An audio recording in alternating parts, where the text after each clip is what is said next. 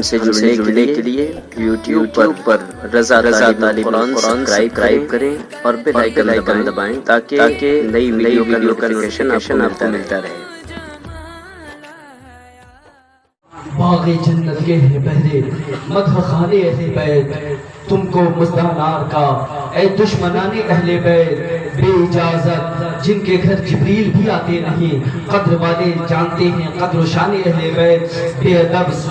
غستاخ فرقہ کو سنانے حسن یوں کہا کرتے ہیں سنی داستان اہل بیت۔ حضرات محترم، اہل بیت اکرام سے محبت رکھنا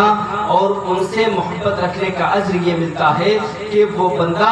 دنیا میں بھی کامیاب ہوتا ہے اور آخرت میں بھی کامیاب ہوتا ہے۔ حضرات محترم، ہم نبی کریم علیہ السلام کے اہل بیت اطہار سے محبت کرنے کا دم بھرتے ہیں اور ان کی محبت کے دعوے دار بنے ہوتے ہیں،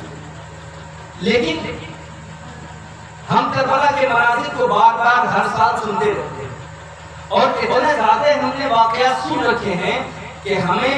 وہ کہانی کے طور پر، قصے کے طور پر ہمیں اچھی طرح سے معلوم ہو چکا ہے اور بارہا ہم اسی کو سنتے رہتے ہیں، لیکن ان کہانی اور وہ جو واقعات ہیں ان واقعات سے ہم نے کبھی سبق حاصل نہیں کیا۔ جو زندگی امام علی مقام کی ہے، جو حیاتی امام علی مقام ہے، جو شان امام علی مقام ہے، اسے ہم نے کبھی سمجھا نہیں۔ ہم نے صرف یہ دیکھا کہ کربلا کا منظر ہوا، وہاں پر جنگ ہوئی، آپ شہید ہوئے اور آپ کے خانوادے کے لوگ شہید ہوئے، بس اتنا دیکھا۔ اور دیکھا یہ کہ وہاں پر جنگ جو تھی وہ حق و باطل کی جنگ تھی، لیکن ہم نے یہ نہیں دیکھا کہ وہاں پر صرف حق و باطل کی جنگ نہیں تھی، بلکہ وہاں پر دو کردار کی جنگ تھی، دو کیریکٹر کی جنگ تھی،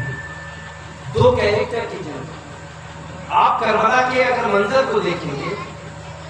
تو آپ کو دونوں طرف مسلمان ہی نظر آئیں گے، بظاہر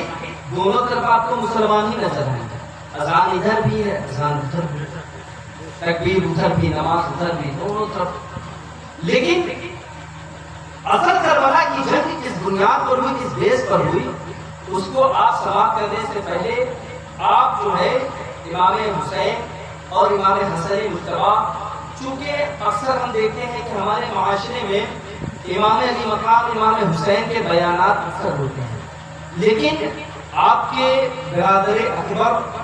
حضرت امام حسن کا بیان جو ہے وہ کبھی کبھار ہوتا ہے اور اکثر اسے دھیان نہیں دیتے، اور ہمارے ذہن میں یہ چلتا ہے کہ امام حسین کا مقام جو ہے امام حسن سے زیادہ بڑا، یہی سمجھتے ہیں۔ لیکن جو تمام فضائل امام حسین کو آتا ہے، ان تمام فضائل آپ سے پہلے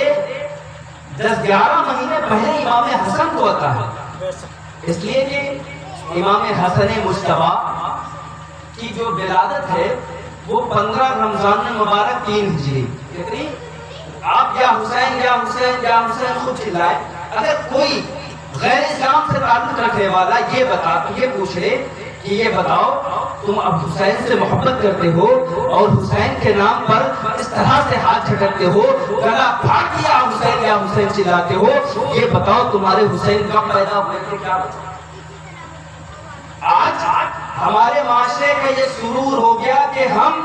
صرف دوسروں کو دیکھ دیکھ کے وہ کام کرتے ہوئے چلتے ہیں، کتاب کی طرف ذرہ برابر دیکھتے ہی نہیں ہیں اور کوشش بھی نہیں کرتے۔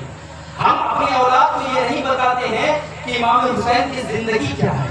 ہم یہ جو کرتے ہیں، جو ہمارے باپ دادا نے کیا، جو پردادا نے کیا، وہی کریں گے،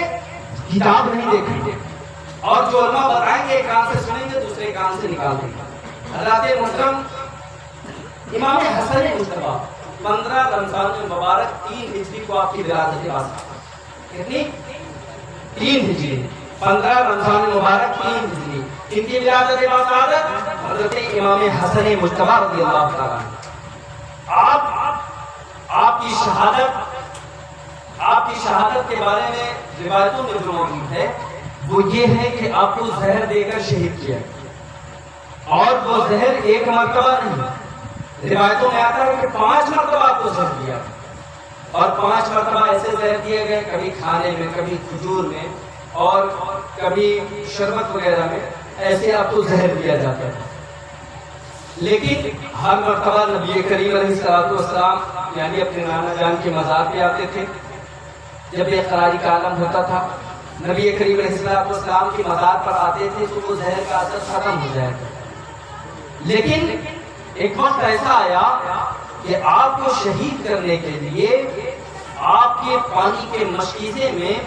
ہیرے کو پیس کر، ہیرا جو ہوتا ہے وہ زہر ہوتا ہے اور اتنا خطرناک زہر ہوتا ہے، اگر اس کے خطرناک پن کو اور اس کے پاور کو دیکھنا ہے تو آپ یوں دیکھیں کہ سائنائڈ آپ جانتے ہیں، سائنائڈ ایک زہر ہے جو سائنٹیفک طریقے سے پڑھتے ہوں گے انہیں پتا ہوگا. سائنائڈ ایک زہر ہے اور وہ زہر ایسا ہے کہ اس پر ریسرچر نے اتنا تک کیا ہے کہ اپنے سامنے قلم رکھا، کتاب کاپی رکھی اور اس ٹیسٹ کو لکھنے کے لیے اس نے سائنائڈ کو رکھا ہے. اس کا قلم ہل نہیں پایا ہے، اس کی جان نکل گئی ہے. سائنائڈ وہ زہر ہے. اور سائنائڈ زہر کیسے ہوتا ہے؟ یہ شیشے کو پیس کر شیشے کے جو کڑ ہوتے ہیں ان سے بنتا ہے یہ سائنائڈ زہر. امام حسن مجتبی رضی اللہ تعالیٰ عنہ کو جو زہر دیا گیا وہ ایسا ہی زہر تھا،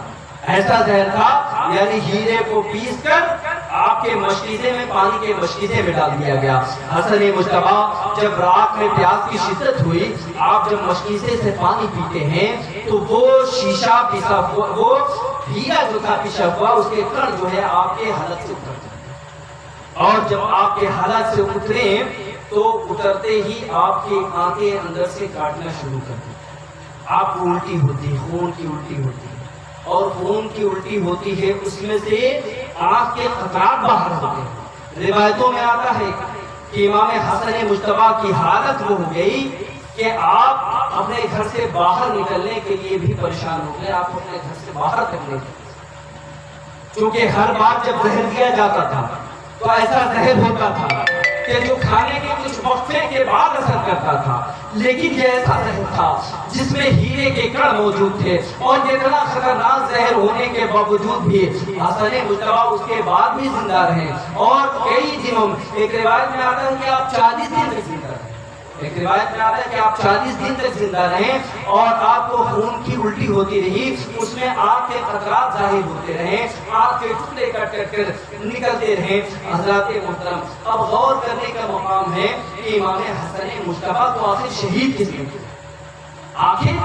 امام حسن مجتبی سے کس کو اتنی نفرت تھی جو اس حد درجے تک آپ کی شہادت کے لیے تیار تھا، آپ کو شہید کرنے کے لیے آمادہ تھا کہ 5 مرتبہ زہر دیا آپ کو. تو حضرات محترم، وہ دور تھا کہ جس وقت لوگ پیٹ بھرنے کے لیے اتنی کوششیں کرتے تھے، کھانے پینے کے لیے دن بھر مزدوری کرنے کے باوجود بھی ایک وقت کا کھانا میسر نہ ہوتا تھا. ایسے وقت میں اگر آپ کو ہیرا پیس کر کوئی پلایا تو یہ کوئی غریب کا کام نہیں رہا ہوگا، کہ کوئی مفلس و نادار کا کام نہیں رہا ہوگا، بلکہ یہ بھی کسی محلات سے ہی کام ہوا ہوگا. حضرات محترم، اصل میں امام حسن مجتبی کو بھی زہر دینے والا جو مردود اور لعین ہے وہ کوئی اور نہیں بلکہ یزید کی ذات ہے.